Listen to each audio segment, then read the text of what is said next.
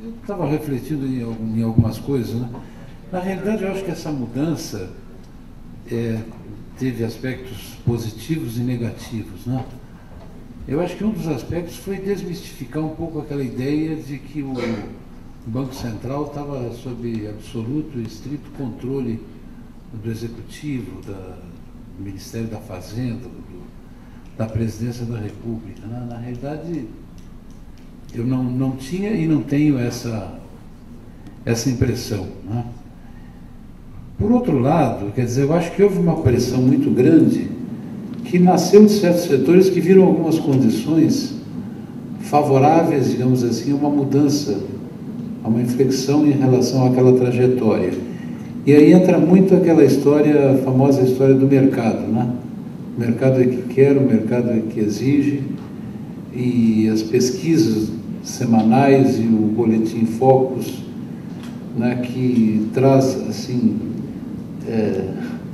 opiniões, de certa forma, muito viesadas ou muito restritas, né, a determinados segmentos de atividade econômica do chamado mercado, ou de certas instituições ou pessoas. Na realidade, são algumas dezenas de pessoas que contribuem para formar a opinião pública a respeito e cuja repercussão, cujo impacto das opiniões na mídia é muito poderoso. Quer dizer, de alguma forma, houve também uma certa indução, né, através da própria atuação de setores da mídia, ou que chamam de opinião pública, no sentido de promover essa mudança, né? Como a inflação teve um repique, um aumento nessa ocasião, quer dizer, isso de certa forma foi associado houve uma associação, né, muito estrita, muito forçada, digamos assim, entre o fato de que a inflação estava subindo e a taxa de juros tinha caído. Então, o argumento de alguns setores ou de alguns especialistas era de que aquilo era consequência de uma política irresponsável, que a inflação tinha subido porque a taxa de juros tinha baixado, né, e tinha que se retomar a trajetória anterior, né?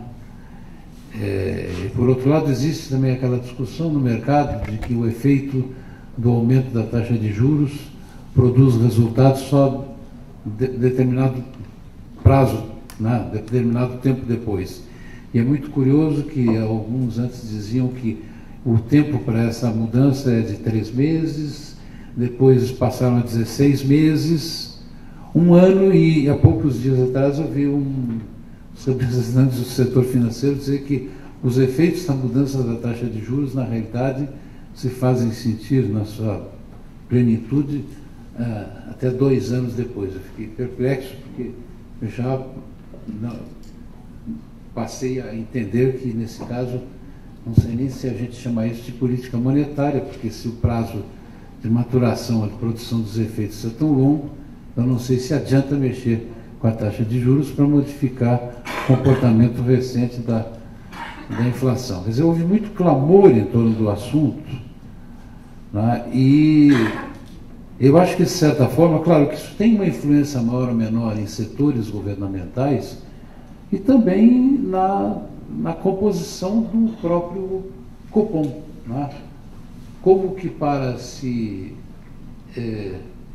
desincumbir desse peso, ou não deixar dúvida, né, o aumento da taxa de juros é como uma resposta, uma reação a essa pressão da chamada opinião pública.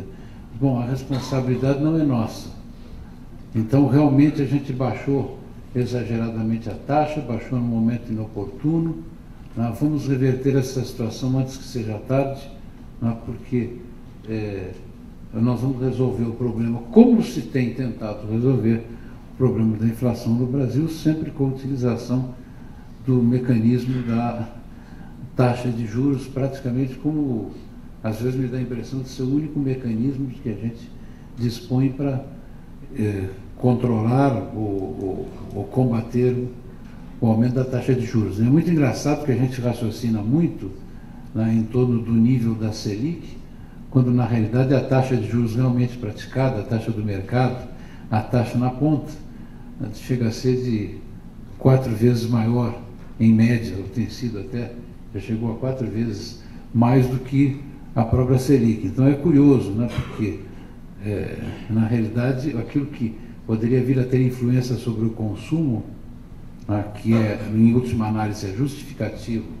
para o aumento da taxa, né, é aquela que é praticada lá na ponta, e não propriamente a Selic, que é apenas uma taxa referencial. Eu acho que é mais ou menos isso aí. São algumas reflexões que me vêm à mente em relação a esse assunto.